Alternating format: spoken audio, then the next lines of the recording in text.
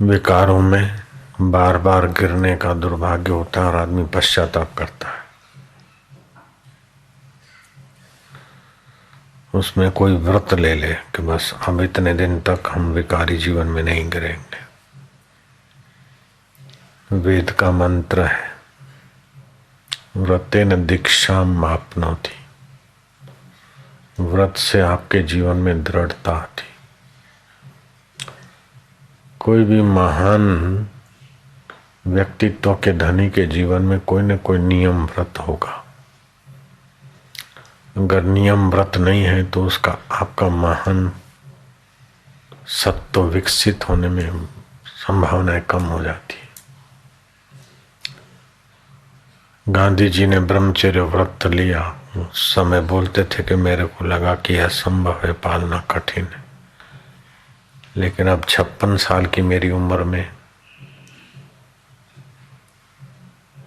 कठिनाई तो थोड़ी लगती है, लेकिन इसका आनंद, सफलता है, शरीर को स्वस्थता, मन को प्रसन्नता, बुद्धि में विलक्षण ज्ञान, पक्के इरादे, साफल्य, ये सारे जो गुण देखते हैं तो लगता है कि बहुत बहुत ऊंचा धन है। यहाँ तक कि ब्रह्म परमात्मा का साक्षात्कार भी संयम के बिना नहीं होता है।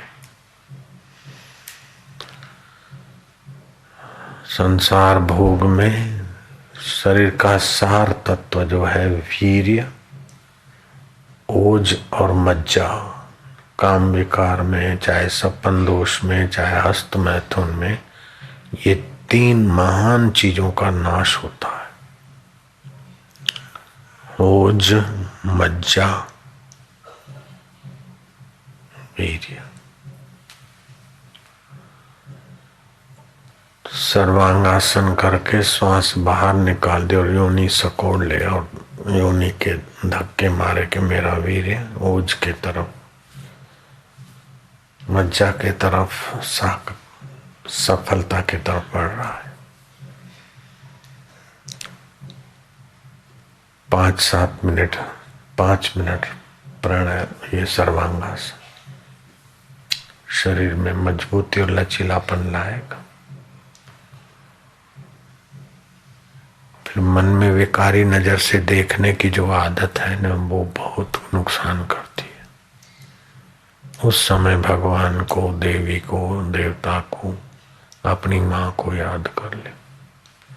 रात्रि को सोते समय तकिए पर अपनी माँ का नाम लिख ले उंगली से, विकारी विचार बदल जाए।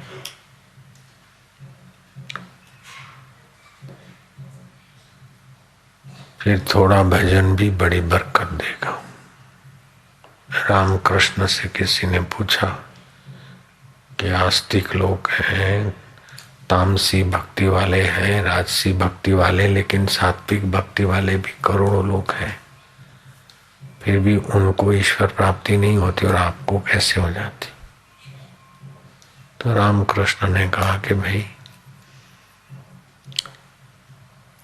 रात्रि को सोते हैं, जो स्वप्न आता है वो हीता नाम की नाड़ी में आता है, और जगत जो दिखता है वीता नाम की नाड़ी में वृत्ति आती है और आंखें खुलती है, जगत दिखता है।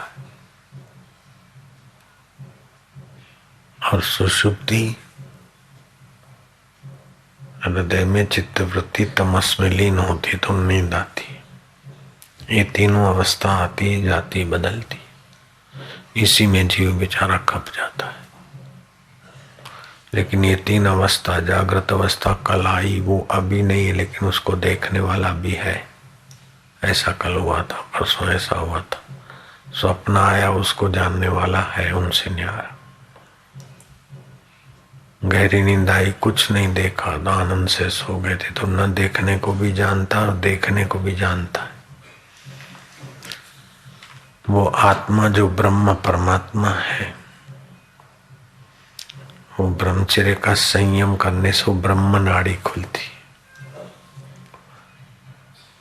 ब्रह्म चिंतन करने से, ब्रह्मचर्य का संयम करने से थोड़ा समय, फिर ब्राह्मी स्थिति हो जाती। जैसे सरोवर के काई को हटाकर आपने पिलोरी का जैसा पानी पी लिया, थोड़ी देर में सरोवर काई से ढका हुआ दिखता है, लेकिन आपको ज्ञान हो गया कि इस ये काई जो हरा हरा सारा घास दिख रहा है, हरा हरा दिख रहा है, उसकी गहराई में साफ सुंदर जल है। ऐसी ब्रह्म नाड़ी खुल गई तो फिर आप व्यवहार में या कभी फिसले भी, तभी भी फिर एक बार ठीक से ज्ञान हो जाए, तब तक संयम अच्छी तरह से करें। बाद में तो आदत पड़ जाती है संयम का महत्व समझने से। तो अधिक से अधिक शक्ति नाश होती है काम भोग में, सत्सपन दोष में, हस्त मैथुन में। फिर दूसरा नंबर होता है शक्ति के नाश का, वाणी बोलते हैं तो उसमें भी ये तीनों चीज खर्च होती है। तो लोग व्यर्थ का विलाप ज्यादा करते, बोलते रहते हैं। इसी कारण भी भक्ति में बरकत नहीं आती। शुरू शुरू में थोड़ा कीर्तन कर लिया, लेकिन लोग कीर्तन में भी ऐसा वैसा करके अपने को थकाए सताया और फिर मजा आ गया। 6 बार हरि सहित प्रणव का उच्चारण करे तो मन की भाग दौड़ शांत होने लगती। फिर श्वास अंदर जाए, उसमें जब बार आए तो गिनती, तो थोड़े ही सप्ताह में इतना ऊंचा चला जाएगा कि वो 12-12 साल से भजन मंडलियों में मंजीरे कूट कूट के बूढ़े हो गए, रीते के रीते रह गए। लेकिन आपको खूब खूब ऊंचाइयों का अनुभव होगा। जब भी मौका मिले नाक के आगे से पर नजर टिका रखो, बंद करोगे तो मनोराज होगा, मन की कल्पना है। छोटा आदमी वो है कि जो मन में विचार आया उठ के बस लग गया, उठाया कि मेरा, उठाया मेरी, उठाई। वो छोटे लोग हैं। वृत्तियां आती उसके अनुसार बहुमत। अपना एक संकल्प, एक ब्राह्मी स्थिति का संकल्प लेके बैठना चाहिए। उन वृत्तियों को महत्व नहीं दे। बुरे विचार आते तो घबरा जाते अथवा बुरे विचार में लग जाते। अच्छे विचार आते तो अच्छी प्रवृत्ति में लगकर वो खत्म हो जाते अथवा तो हर्ष कर लेते। लेकिन इन दोनों से भी एक ऊंची स्थिति है जो आपको भगवत स्वरूप बना दे। ब्राह्मी स्थिति प्राप्त कर कार्य रहे ना शेष, उसके लिए फिर कोई कर्तव्य नहीं, ऐसी ऊंचाई को पा लेता। फिर उसके द्वारा जो काम होगा वो निर्भर होगा। इसको बोलते हैं नैष्कर्म्य सिद्धि। नैष्कर्म्य सिद्धि का धन श्री कृष्ण के पास, श्री राम के पास, बुद्ध, कबीर, नानक, जीवन मुक्त महापुरुषों के पास वही तो शक्ति होती, भंडार, नैष्कर्म्य सिद्धि। गांधी जी रात में कभी उठते तभी भी उनका मानसिक जप चलता रहता, राम राम। आप भी कभी रात को उठे, जप चल रहा है कि नहीं, ऐसा सोचने से भी जप चलने लगेगा। रात्रि को सोते समय शयन पर जाते ये विचार करें कि मैं स्वस्थ, रुष्ट पुष्ट और शांत आत्मा होकर सुबह उठूंगा, प्रसन्न आत्मा होकर उठूंगा। क्योंकि शक्ति का महाभंडार, ब्राह्मी ब्रह्मांडीय ऊर्जा। मिस्र में तो पिरामिड बने और लोग पिरामिड में बैठ के साधना करते और फिर वहां से जहाज जो गुजरते हैं तो पिरामिड की नोक से जहाज को बचाकर निकालते। ऐसे भी समाचार हमने सुने कि आदमी के ब्रह्मांडीय विचार वो पिरामिड में, और पिरामिड की नोक से वो जहाजों को उस नोक से हट के फिर जाना होता है। इतनी ब्रह्मांडीय ऊर्जा आपके साथ है। जैसे बीज में वट वृक्ष छुपा है, ऐसे आपके अंदर ब्रह्मांडीय ऊर्जा का बीज परमात्मा छुपा है। आप जरा जरा बात में मुर्दे को मत खोलिए, बीता हुआ मुर्दा है। बीती हुई बातों का चिंतन करके दुख पैदा मत करिए, शोक पैदा मत करिए। बीते हुए को ज्यादा याद करेंगे तो तमोगुण बढ़ेगा। भविष्य को बार बार कल्पनाओं में लाएंगे तो रजोगुण बढ़ेगा। वर्तमान में विचारों सार असार देखकर सार विचार को जितना काम में ला सको असार विचार से परहेज करो। आप जल्दी कृतात्मा, तृप्तात्मा, पूर्णात्मा हो जाओ। मन में जो आता है वो तो कुत्ता भी करता रहता है, क्या बड़ी बहादुरी है। एक पतंग भी मन में आया ऐसा करके जी लेता है, क्या बड़ी बहादुर, क्या विकास हुआ। वासना अनुसारी कर्म में एक जीवन नहीं 1000 जीवन और भी खत्म हो जाएंगे। वासना अनुसारी कर्म नहीं, आपके विकास में शासना अनुसारी कर्म होने चाहिए। ये करना है तो इतना करना है, इतना जप करना है तो करना ही है, इतना प्राणायाम करना है तो करना ही है, समय का इतना हिस्सा सत्कर्म में ध्यान में लगाना है तो लगाना है। इससे शासनानुसारी कर्म होंगे। शस्त्रातिदि शास्त्र जो आपके इंद्रियों पर, मन पर, बुद्धि पर जो पुराने सदियों के संस्कार पड़े और बिखरने के, उससे रक्षा करके आपको महान ईश्वरीय ब्रह्मांडीय ऊर्जा के साथ एकाकार करते। इसलिए शास्त्र है। शास्त्र में एक धर्म का विभाग होता है, धर्म से वासनाएं नियंत्रित होती। दूसरा उपासना का विभाग है, जिसमें ध्यान किया जाता है, मन एकाग्र हो जाता है। तीसरा ज्ञान का विभाग है कि आप और भगवान के बीच जो अज्ञान है वे संस्कार मिट गए तो बस हो गया काम।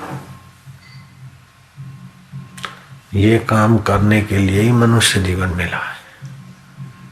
कमा कमा कर ढेर करे अथवा कमा कमा के उड़ाते रहे तो आयुष्य तो खत्म कर दिया आपने।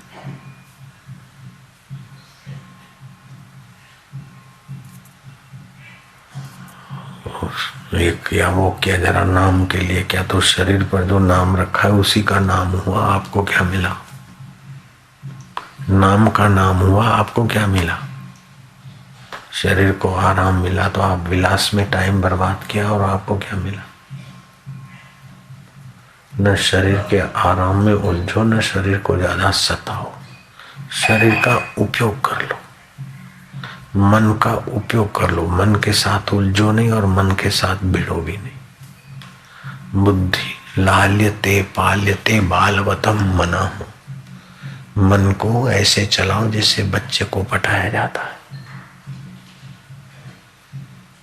एक बार बीरबल बहुत देर से आए।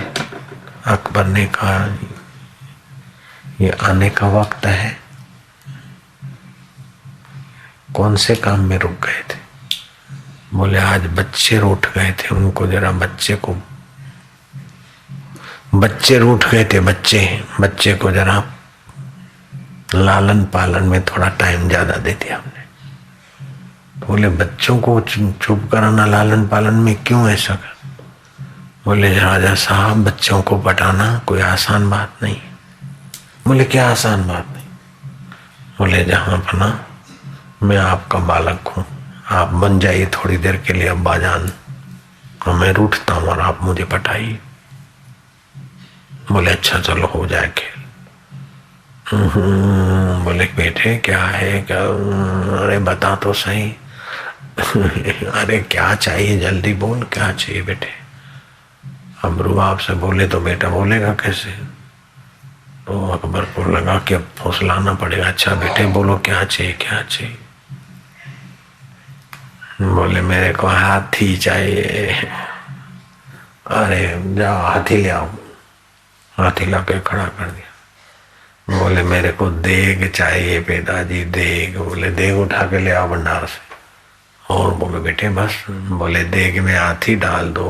अरे बोले बेवकूफ कहेगा, ये कैसे हो सकता है? नहीं, देग में हाथी डाल दो, देग में हाथी चाहिए। अरे तो कैसा करता है बेटा ये बीरबल, ऐसा तो ये अड़ंगा मत जमा, जैसे बच्चे रूठते हैं ऐसे। बोले हजूर ऐसे ही रूठते हैं, अभी मुझे बच्चा होना चालू रखो। अकबर ने कहा नहीं, अब चलो मैं बच्चा बनता हूँ, तू बाप बन जा। बोले सुभान अल्लाह, बेटे भी तो बन गए जहाँ पर ना। हाँ बोलो बेटे क्या चाहते हो? बोले पिताजी हाथी चाहिए। बोले और बेटा क्या चाहिए? बस इतना सा ही। बोले पिताजी देग चाहिए। देग ला दो। बोले और भी बोल मेरे बेटा, तेरे लिए तो सारी दुनिया कुर्बान कर दिया, तो मेरा प्यारा एकलौता बेटा है, क्या चाहिए? तो उसका मन जीतना पड़ता है, तेरे में कितनी योग्यता छुपी है। हाथी बस देख, ठीक है। बोले पिताजी ला दो। बातों से नहीं होगा। बोले नहीं बेटे अभी ला देते। खिलौनों के 2 हाथी मंगाए और 1 देग मंगाई। बोले पिताजी हाथी देग में डाल दो। बोले ले बेटे ये तू ही अपने हाथ से डाल दे, देख ले मेरा बेटा कितना बहादुर है, हाथी देग में डाल दिया। वाह बेटे वाह, वाह बेटे वाह। अकबर बोलता है ये तो तुम पटा रहे हो। बोले बच्चे को जैसे पटाया जाता है ऐसे ही मन को पटाकर भगवान में लगाना बहादुरों का काम।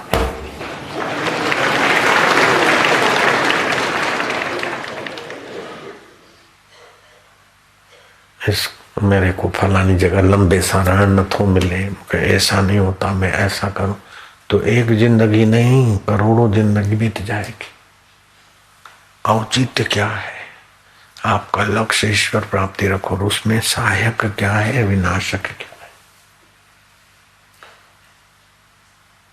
तो सहायक है उसको तो आप अपनी योग्यता के अनुरूप आचरण में लाओ, और विनाशक है उससे बचो। ऐसे बचना आसान नहीं है। किसी सत्पुरुष की, किसी व्रत की, किसी नियम की, किसी जप की आवश्यकता रहती। कोई नहीं चाहता कि हम दुखी रहें, हम विफल रहें, ईश्वर प्राप्ति न करें, लेकिन जो रीत है उस रीत को तो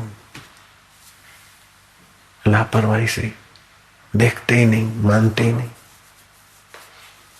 भगवान राम जैसे राम अग्निहोत्र करते, श्री कृष्ण प्राणायाम करते, संध्या करते, गायत्री करते, जप करते, ध्यान करते। राम सुखदास महाराज 90-92 साल की उम्र में हमने देखा, 95 साल की उम्र हुई तब भी। तो कभी हमारा उधर आना जाना होता है तो बोले अब महाराज जी जप कर रहे हैं, नियम में है। फिर खबर देते, नियम महाराज जी पूरा करते, फिर मिलते हमसे। वो ईश्वर साक्षात्कार के बाद भी अपनी पुरानी साधन भजन के नियम की आदत है तो करते, सुबह आसन करते। अपन लोग सात्विक नियम की ऐसी तैसी कर देते और राजसी प्रवृत्ति में अपने को खपा देते। नहीं तो आप नियमबद्ध होकर 40 दिन का खाली पयो कल्प वृक्ष दुग्ध कल्प करे तो आप में बड़ा ओज बढ़ जाता है। मैंने किया 40 दिन खाली, मेरे को इतना लाभ हुआ, इतना खजाना मिला आध्यात्मिक कि वो बांटते बांटते न जाने कितने लोगों तक बटा। बीवी खोटा नहीं हो, खाली नहीं बनना। खाली 40 दिन मैंने दुग्ध कल्प व्रत किया था, मौन रहने का, किसी से बातचीत करके ऊर्जा का नाश नहीं। और वैसे ही अलग से रहते थे, घर छोड़ के गए। ब्रह्मचर्य तो होता ही था, वाणी का खर्च नहीं करेंगे इसलिए मौन व्रत रख लिया, दूध पे रहते थे 40 दिन। 37वें दिन तो ऐसा परमात्मा शक्ति और अनुभव हुए कि आपको मैं वाणी से बोल नहीं सकता।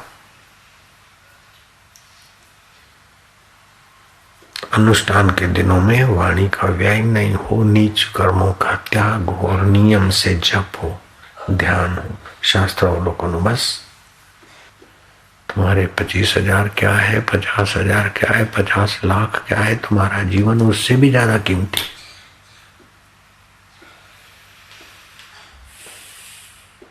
जीवन खपा जा रहा है, आयुष्य नष्ट हो रहा है।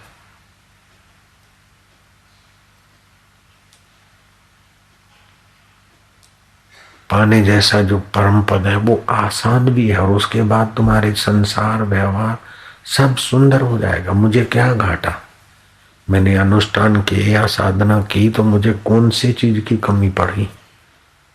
फेंक के बैठ जाते तो खिलाने वाले किसी ढंग से भी वो प्रेरणा दे देता, आ जाते थे। तो ये गा लेते हैं, सोचा मैं न कहीं जाऊंगा, यहीं बैठ के अब खाऊंगा, जिसको गरज होगी आएगा, सृष्टि करता खुद लाएगा, जो ही मन विचार लाए, दो किसान सहसा आए। ये गा लिया, ताली बजा ली, लेकिन अपनी अंदर की अपनी भी शक्ति का, परमात्मा सुख का प्रसाद लो ना तुम। संतों का, महापुरुषों का, शास्त्रों का पठन पाठन आपके विकास के लिए है।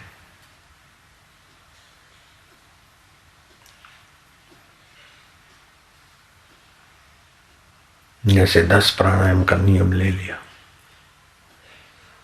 और वो करो, फिर श्वास उश्वास की साधना का नियम ले लो, 1 माला रोज करेंगे। ये तो बहुत आसान है, 7 मिनट का खेल है।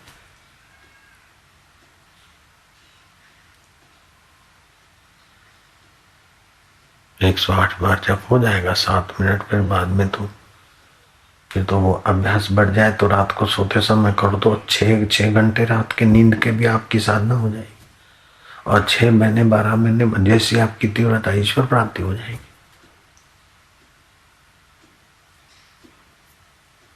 बोधायन संहिता में लिखा है कि 7 जन्म का कंगाल व्यक्ति हो, अगर ओमकार का जप करे और खीर बनाकर सूर्य नारायण को, लक्ष्मी नारायण को भोग लगाए, 7 सप्ताह करे तो 7 जन्म तक उसके कुल खानदान में कंगालियत फर्क नहीं सकती। तालियां बजा लेंगे बिल्कुल। मैं बोला लोग इस बात में तालियां बजा लेंगे, करेंगे नहीं।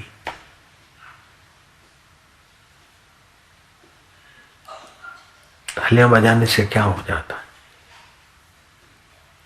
वो जिस नेता को आपकी सम्मति की जरूरत है उसके आगे ताली बजाओ। संत को तुम्हारी सम्मति की जरूरत नहीं है। संत के आगे ताली बजाना कोई बुद्धिमानी की बात नहीं होती। साधो साधो हरे हरे मन में कहकर भगवान को और संत को धन्यवाद देकर अपना हृदय प्रेम से भरना चाहिए। ताली ठोक दी तो क्या है, रजोगुणी लोग ठोकते रहते, क्या बात हुई? क्या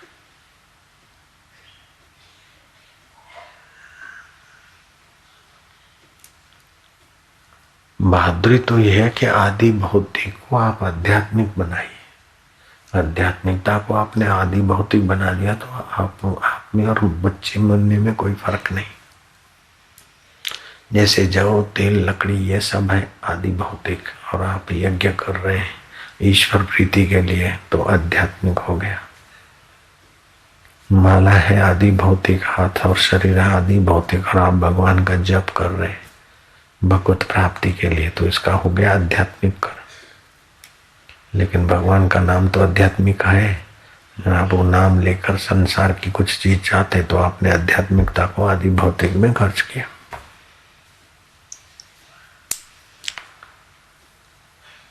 फिर भी ठीक है, इधर उधर गिड़गिड़ाओ या और हथकंडे अपनाओ, उसकी अपेक्षा तो मंत्र में बड़ी शक्ति है। मैं बड़ा दुखी हूं, बड़ा कष्ट है, बड़ी मुसीबत है, मैं चारों तरफ से परेशान हो गया हूं, इस चिंतन को तिलांजलि दे दो तो जैसे बीज में वृक्ष जो पाए ऐसे मंत्र में आपकी सुशुद्ध शक्ति जगाने की योग्यता और वातावरण में वो सर्जन हो जाता है। जैसे आप सेल्यूलर को यहाँ स्विच दबाते नंबर तो वातावरण में सर्जन होकर रिंग बजती है ना मित्र के, तो यंत्र है। मंत्र इससे भी ज्यादा सूक्ष्म है, लेकिन उसमें मंत्र में श्रद्धा चाहिए, सबूरी चाहिए, वो होता है।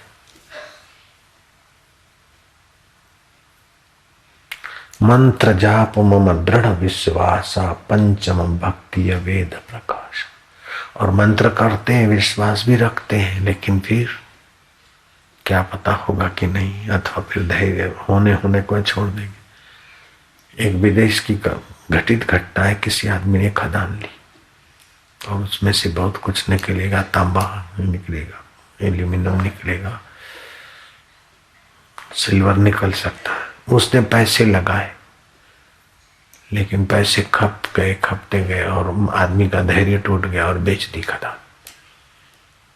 और जिसने ली उसने तो 4 दिन काम करवाया और उसको मिल गया माल। तो भाग्य कूटने लगा कि देखो इसका भाग्य अच्छा था, तो 4 दिन में माल मिल गया और मैं 2 साल तक इसके पीछे खप गया। नहीं, तेरी 2 साल की मेहनत 2 साल और ऊपर के 4 दिन तक का काम था, तूने धैर्य छोड़ दिया बस। ऐसे ईश्वर प्राप्ति में अथवा इष्ट सिद्धि में ऐसे ही होता है, आदमी छोड़ देता है। तो अपने जीवन में साधन भजन का कोई नियम बना लो, व्रत बना लो। नियम निष्ठा होनी चाहिए। इतना जप करना है, वाणी को व्यय नहीं करना है। हेरा फेरी वाला पैसा दुख देगा,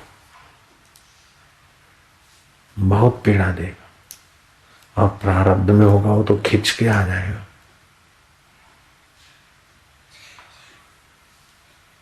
अहमदाबाद में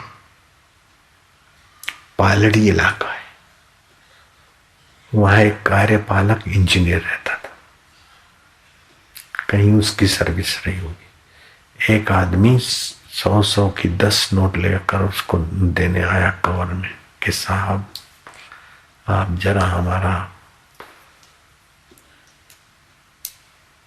विरोधी है और उधर के तरफ पानी एक दिन बंद करवा दो तो उसको पता चले, उसका वारा कैंसिल कर।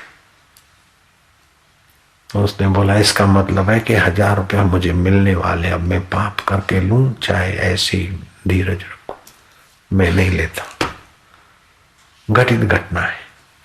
वो व्यक्ति बंबई गया और मुंबई से लौट रहा था, तो बंबई से अहमदाबाद की गाड़ी में बैठा तो बॉम्बे से सूरत तक की यात्रा किसी हीरा के व्यापारी का कोई नौकर था कि बेटा था, वो उसके साथ था पास में, और वो जल्दी जल्दी में अपनी सूटकेस भूल गया। वो सूटकेस अहमदाबाद में देखा कि वो पास वाला था, वो भूल गया, ले ली उसने। तब वो जब ट्रेन पे नीचे उतरा और घर पहुंचा, उसको लाइट हुई कि मेरे सामान में वो सूटकेस जहाँ कच्चे हीरे थे घिसने के लिए ले आया था, इतने 1000 लाख का माल था और इतने कैश पैसे थे। तो बड़े दुखी हुए और इन्होंने वो अटैची खोल के एड्रेस ले ली और उसको फोन किया। तो बाप बेटा आए और साहब का शुक्रगुजार किया, और एक कवर में फूल नहीं तो फूल की पकड़ी। तब कार्यपालक ने कहा कि 1000 रुपया है ना। बोले साहब आप अंतर्यामी है क्या? बोले नहीं, 1000 रुपया मुझे मिलने वाले थे, गलत ढंग से हमने नहीं लिए, तो तुम्हारी अटैची बुलवा कर प्रकृति ने ये इनाम के रूप में दिए, 1000 रुपया होगा इसमें। बोले हाँ साहब 1000 है। ऐसा कर्म का विधान है। ऐसा नहीं जो हेरा फेरी करते, बेईमानी करते वो लोग सुखी हो जाते और ईमानदार आदमी दुखी रहते, गलत बात है।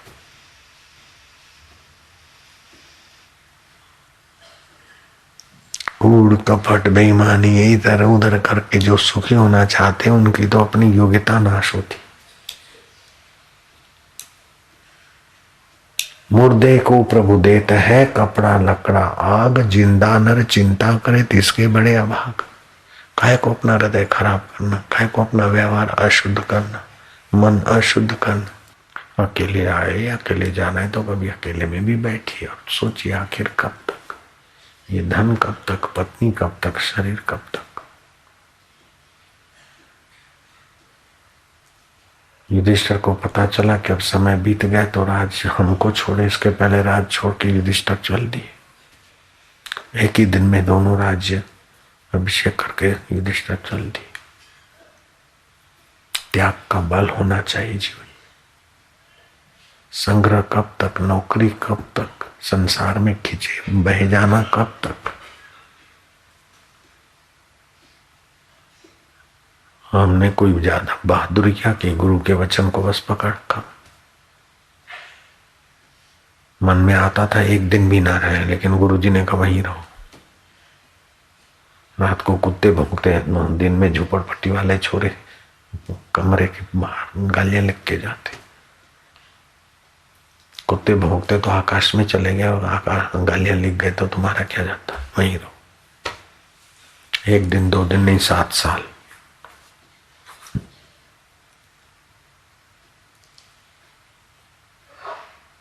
जहां भजन होना संभव नहीं हो वहां भी भजन बना दिया गुरुजी ने। अपने मन की न करो बस। मुखे करो विचारा मन जे अंदर। ये तो भटकाता है कुत्तों को, पतंगों को, गधों को, घोड़ों को, सारी दुनिया को भटका रहा है। हाली पाओ बेटा, मन में आयो मत करियो। सिद्ध पुरुष बन गए, 84 सिद्धों में उनका नाम आता है। एक साधारण अनपढ़ किसान था, तो रोज आधा घंटा 2 घंटे मौन रहूंगा। मन में आया तो थोड़ा मौन रहा, नहीं तो छोड़ दिया, तो उसको फायदा नहीं मिलेगा। इतने दिन रोज 2 घंटे मौन रहूंगा तो मन की थोड़ी लगाम आपके हाथ में आ जाए बस। दुनिया भर को रिझा के आखिर आप खाली हो जाएंगे, रीते रह जाएंगे। इससे अपने आत्मधन को, परमेश्वर स्वभाव को ले जाओ, बस हो गया। दुनिया आपके पीछे, आप दुनिया के पीछे कब तक सिर पटकोगे? कितनों को रिझाओगे और क्या ले जाओगे? दुनिया ने किसको कितना सुख दिया। राम जी के बाप को भी दुनिया ने रुलाया, तो तुमको दुनिया क्या दे डालेगी?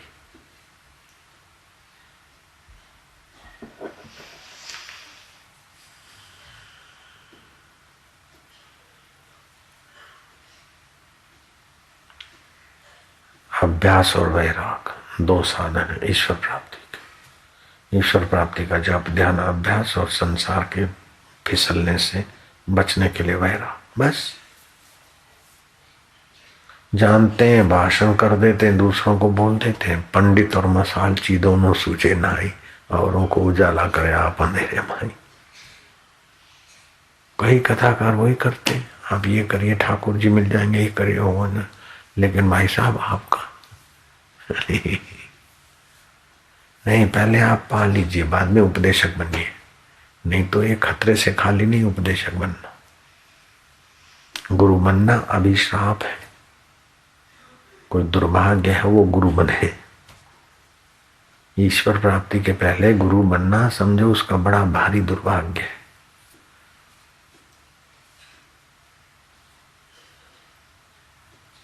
विवेकानंद बोलते, हर कंगला सहस्त्र अशर्फियां लुटाने की गद्दी पे बैठता था, हास्यापद है। ऐसे ईश्वर धन मिला नहीं और फिर आप अभी जीव भाव में और आप बन गए गुरु, तो आप कंगाल तो है ही है, और फिर लुटाने बैठ गए।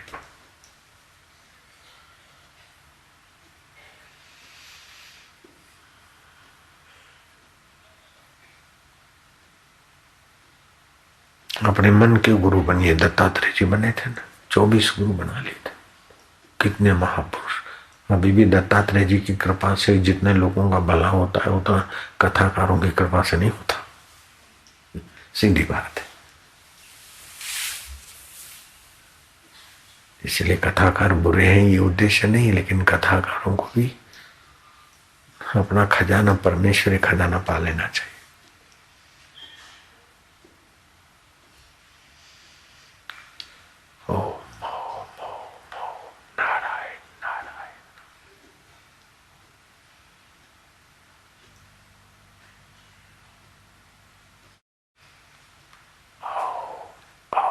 शांति। प्रभु जी प्यारे जियो, प्रभु तुम मेरे प्यारे हो। मेरे जीवो, तुम मेरे अपने हो, आत्मा हो। आनंद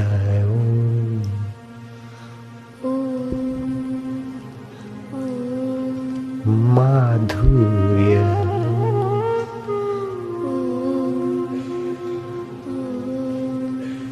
माधुर्य।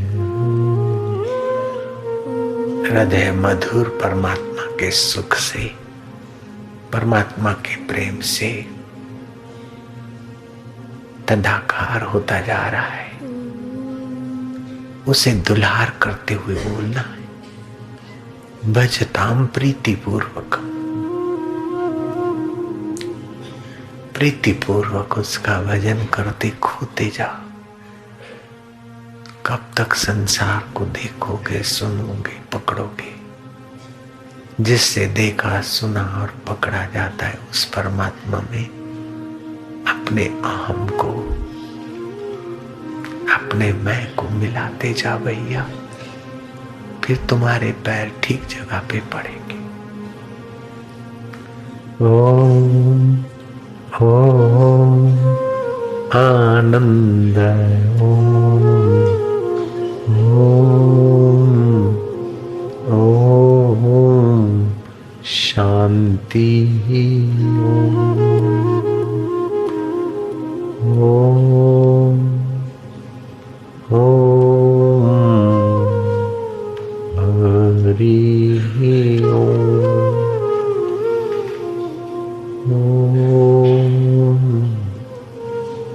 ओम प्रभु जी।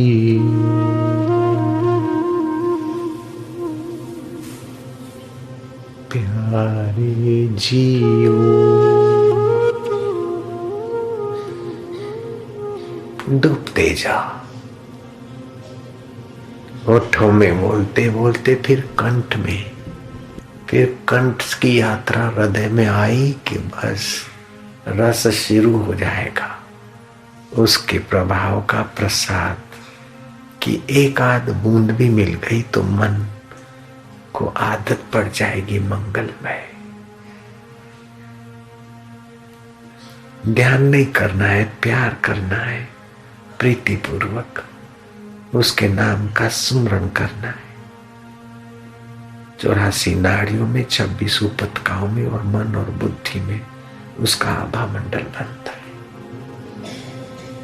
माधुर्य ओम, ओम हरि ओम। ये तो भी शाम है, थके थकाए हो, सुबह करो तो इसका रंग और ज्यादा आएगा। और आदत बन जाए तो सुबह और शाम जब भी करो बस। दिल ने तस्वीरें हैं यार, जब की गर्दन झुका ली, मुलाकात करनी आनंद चैतन्य बन की। ओम आनंद ओम। श्रेष्ठ जनों से, भगवत मार्ग में जाने वाले से अथवा प्राणी मात्र के गहराई में जो ईश्वर है उसके नाते सांप बिच्छी सब से, पशु पक्षी से मित्र भाव से देखेंगे। जिनका आखिरी जन्म होता है उसमें ये सद्गुण अपने आप आ जाते हैं। सौम्यता, मैत्री, सौम्यता, मुक्तता। ये वस्तु चाहिए, ऐसा रहना चाहिए, ऐसा ही खाना चाहिए। भोग विलास से मुक्त मन रहेगा। उसको एकांत अच्छा लगेगा, मौन अच्छा लगेगा, संतों की शरण अच्छी लगेगी।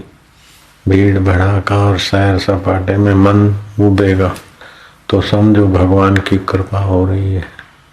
संसार सागर से बहने के बदले अब भगवान की कृपा हमको किनारे ला रही है। अगर संसार में रुचि है, डॉलर कमाना है, पैसा कमाना है, पैसा बनाना है, फिर मजे से रहना है, तो समझो उसको अभी ज्यादा दुख भोगना है। ऐसा मैं कुछ करके दिखाऊं, कुछ बन के दिखाऊं, तो समझो उसको भी अहंकार को ठोकरें खानी है। कुछ करना नहीं, कुछ बनना नहीं है, निसंकल्प होना है। जैसे हरिओम बोलते तो कई मूर्ख लोग मशीन की नहीं बोलते रहते। हरिओम बोल के शांत होना है, हरिओम, फिर थोड़ा शांत, फिर हरिओम। तो ये निसंकल्प अवस्था में जाना है। जितनी देर बोले कम से कम उसी की आधी देर शांत हो जाए, मैं परमात्मा में शांत हो रहा हूं, तो उसमें ये सद्गुण आ जाएंगे, आर्यता आ जाएगी। आर्यता माना सुधरा हुआ चित्त होगा। फिर उसको जरा जरा बात में टोकना रोकना नहीं पड़ता है, क्या ठीक है क्या बेठीक है, अपने आप वो धर्म के अनुसार चलेगा। उसको बोलते हैं आर्यता है। मुक्तता आ जाएगी, सौम्यता आ जाएगी और मैत्री, ये चार गुण आने लग जाए तो समझो कि हम भगवान के रास्ते ठीक जा रहे।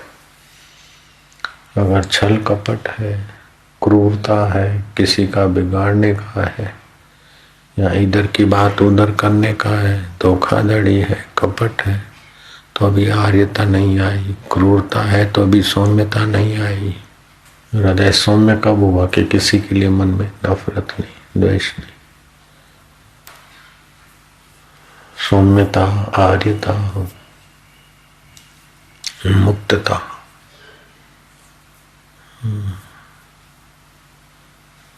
और मैत्री, ये चार गुण आने लगे तो समझो आपका आखिरी जन्म है। मौका मिले तो आकाश के तरफ देखते हुए ओम जप के जीवन रसायन पुस्तक पढ़े और हे प्रभु, ये मैं आपको ही सुनाता हूँ, इसका ज्ञान मेरे हृदय में प्रकट हो। गीता पढ़े तो प्रभु आप ही गीता के गायक, आप ही को सुनाता हूँ, इसका ज्ञान मेरे हृदय में प्रकट हो। और फिर ऐसा थोड़ा पढ़ के आकाश की तरफ देखे चुपचाप, तो निसंकल्प अवस्था आएगी। निसंकल्प अवस्था अगर आधा मिनट भी आती है तो बहुत काम करती। नींद न हो, विचार पर विचार न हो, मन सुन्न भी न हो, भगवत चिंतन करके भगवत भाव से आए। अभी बताया था उत्तरायण की शिविर में कि एक होता है एकाग्रता, एक एकाग्रता होता है और दूसरा होता है ध्यान। तो एकाग्रता में वृत्ति एक में टिकानी होती है और ध्यान में वृत्ति भगवताकार की जाती। तो ध्यान में वो चिंतन होता है, भगवान सत्स्वरूप है, चेतन स्वरूप है, आनंद स्वरूप। शास्त्रकारों ने बहुत विचार किया कि भगवान ये देवी देवताओं का जो शरीर होता है कि नहीं होता है।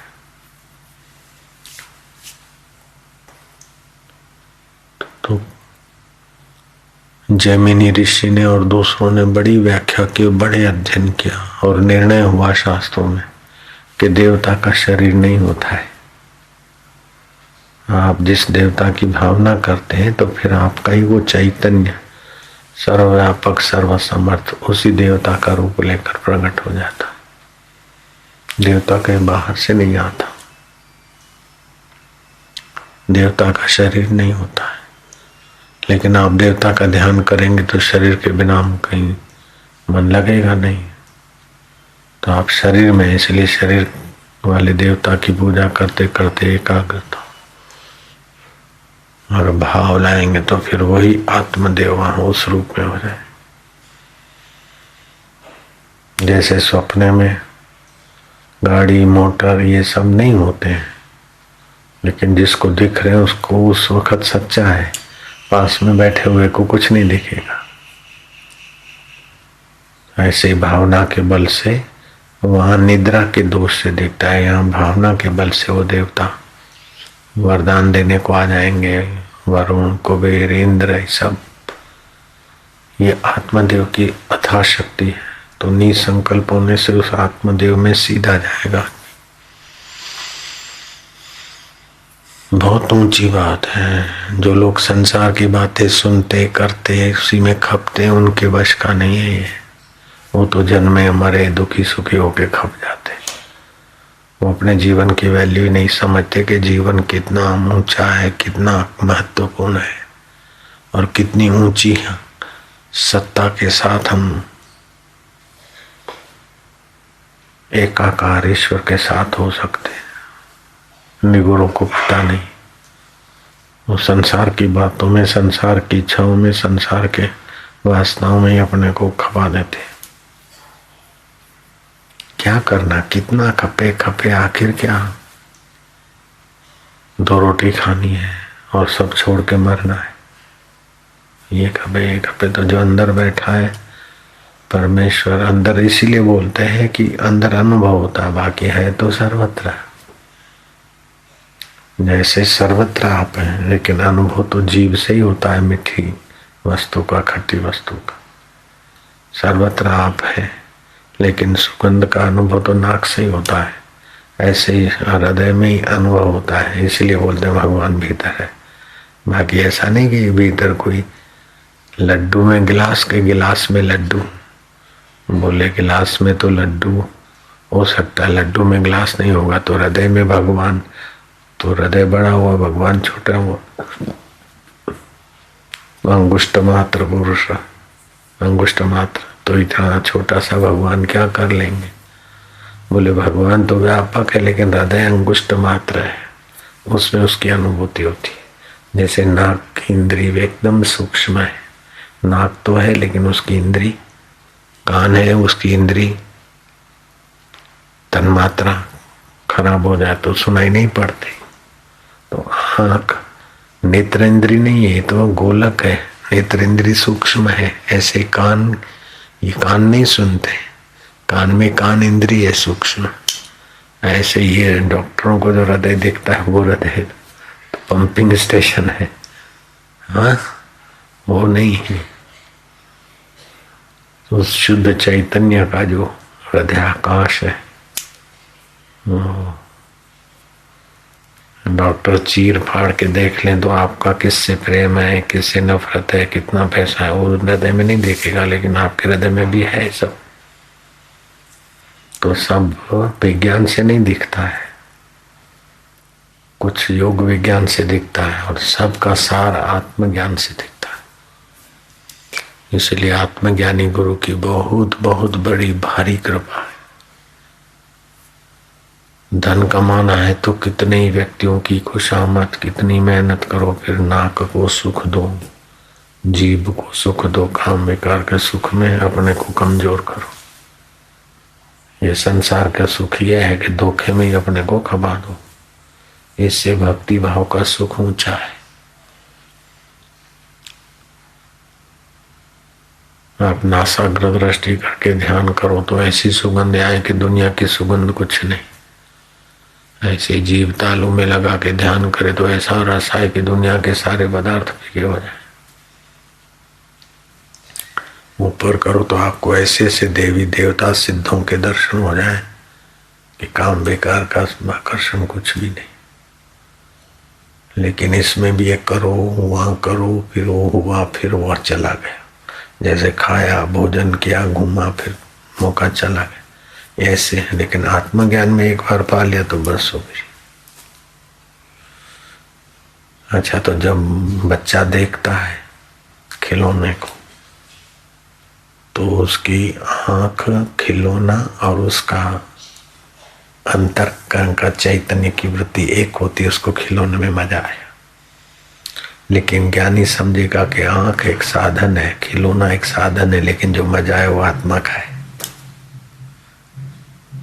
ऐसे साधारण आदमी खाएगा हम स्वादिष्ट वस्तु, तो जीभ और वस्तु और उसकी इच्छा एक हुई तभी मजा आएगा। जैसे शराबी कबाबी को शराब कबाब से मजा आता है, लेकिन वैष्णव को नहीं आएगा। तो इच्छा के अनुरूप वस्तु होगी, खाने की, सूंघने की, देखने की। इच्छा के अनुरूप हुई तो इच्छा शांत हो गई, तो चैतन्य का ही झलक पड़ता है। तो ज्ञानी जानता है कि मजा विषयानंद में भी आत्मा का है। और मूर्ख समझता है इससे मजा आया, इससे मजा आया, तो दूसरे को क्यों नहीं आया। आपने कोई वस्तु खरीदी और बड़ा मजा आया, तो अगर वस्तु में मजा होता तो बेचने वाले को दुख होता। बेचने वाले को मजा आया क्योंकि उसकी नजर पैसे पे थी, उसको पैसा मिला तो मन शांत हुआ, तो मजा आत्मा का ही आया। तुम बिक्री करके कमाई करते न तो रुपयों से मजा नहीं आता, कमाई की वासना थोड़ी शांत हुई तो मजा चेतन का है। पत्नी पति के काम विकार से मजा नहीं आता, काम विकार की वासना थी और भोग्य वासना थोड़ी शांत हुई, थोड़ा मजा है थोड़ी देर के बाद तो। मैंने 2 अनुष्ठान किए, मैंने 4 किया, अब मेरे को साक्षात्कार कराओ, तो इस साक्षात्कार की बात समझ लो तो साक्षात्कार होगा ना।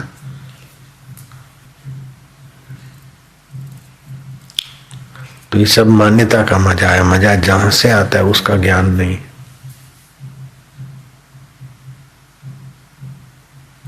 उसका ज्ञान सुनकर उसमें स्थिति नहीं है, तब तक भटकता रहेगा जी।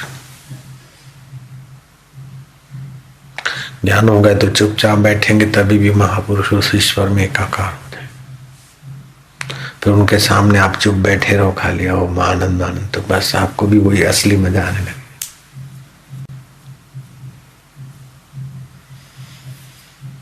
सौम्यता, मैत्री, आर्यता, सब गुण अपने आप होने लगते।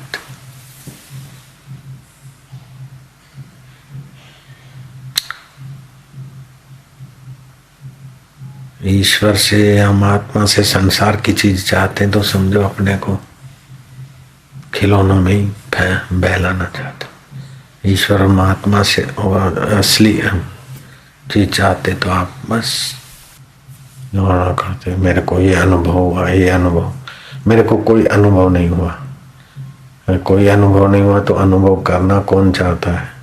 हम एक तो वेदांत की साधना करते और बोलते मेरे को कोई अनुभव नहीं हुआ, तो अनुभव जो भी होगा वो तो माया का होगा।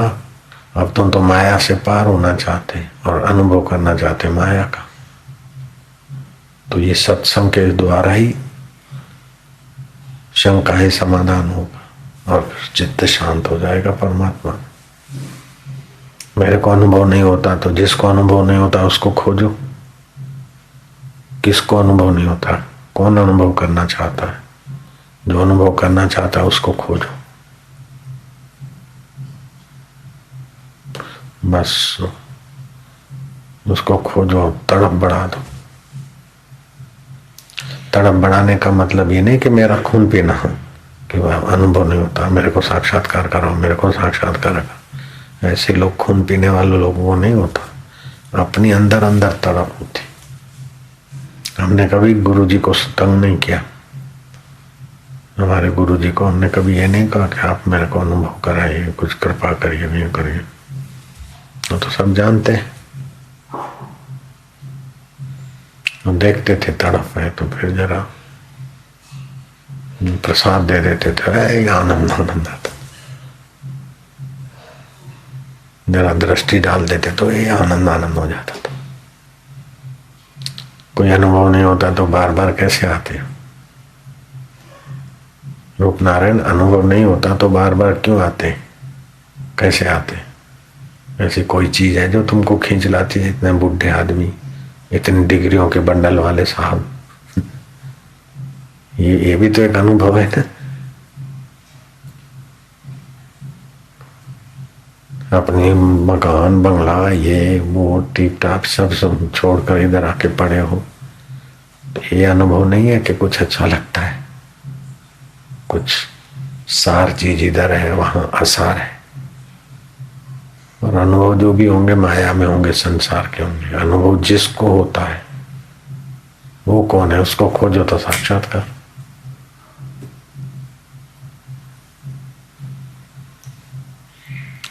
कुछ दिन ऐसे ही साधना में डूब, विचारों में खोया रहना पड़ता है। सेवा किया, फिर खोजे।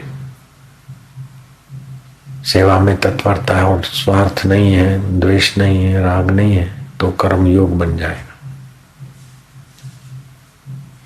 भक्ति में संसार की चाह नहीं तो भक्ति योग बन जाएगी। ज्ञान में भी बाहर के अनुभव की इच्छा नहीं है तो ज्ञान योग बन जाएगा।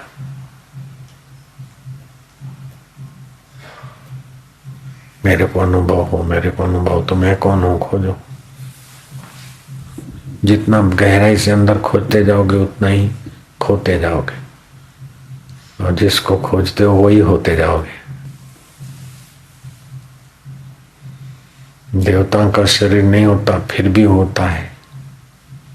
जैसे सपने में कुछ भी नहीं होता फिर भी सपने के संकेत सच्चे होते हैं। कोई सपने इतने साल भर में सच्चे होते, कोई 6 महीने में, कोई 2 महीने में, 1 महीने में, कोई 15 दिन में, कोई तत्काल फल देता है। सपने का भी अपना विज्ञान है, हमने सत्संग में बताया हुआ है पहले। तो सपने में तो कोई अंदर शरीर तो कोई घुसा नहीं, लेकिन फिर भी संकेत मिला देवता का और हम उठ गए और ये ऐसी घटना घटी। जो बीमारी में और भय में सपने आते हुए झूठे होते हैं। जैसे सीता जी को, राम जी को ऐसा हो गया वैसा हो गया, ये सपने सब झूठे होते। दुख के समय, भय चिंता के समय सपने आते वो अपनी कल्पना होती। बीमारी में सपने आते वो रोग का प्रभाव होता है। बाकी का जो सपना आता है पहले मुहूर्त में आता है तो सपने का ऐसा प्रभाव पड़ता है, दूसरे मुहूर्त में आता है तो ऐसा प्रभाव पड़ता है, प्रभाव में प्रभात को आता है तो ऐसा प्रभाव पड़ता है। और काली वस्तुओं के सपने आते हैं, मृग चर्म, काला हिरण, काला घोड़ा आदि का स्वप्न आए तो कोई बुरा नहीं, बाकी कोई काली वस्तु दिखती है तो अमंगलकारक।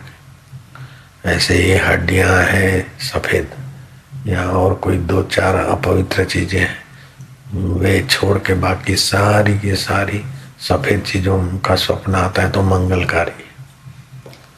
स्वप्ने में लग रहा है कि मैं मर गया हूं तो लंबी आयुष्य होगी। स्वप्ने में आपको सांप काटा है, आपकी बड़ी निंदा हो रही है तो आपका यश होने वाला है। और सपने में आप बहुत सुख संपत्ति से मौज में है तो आपको दुख आने वाला है। तो सपने में अंदर तो कोई चीज नहीं होती, फिर भी उसका इस दुनिया में तो अस्तित्व होता है। अस्तित्व हो के भी चला जाता है, लेकिन उसके जिसके आगे अस्तित्व होता है वो कभी नहीं गया।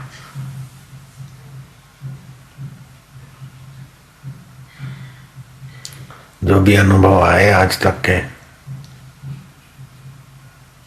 जिसको आए वो कभी नहीं गया और अनुभव नहीं रहे। एसएससी का अनुभव हुआ था, पीएचडी की तभी खुशी का अनुभव हुआ तो खुशी हुई, तो मन की भावना के अनुरूप हुई तो खुशी जहाँ से आई वो चैतन्य था, लेकिन खुशी के जो साधन थे वो बदल गए, चेतन वही तो गई।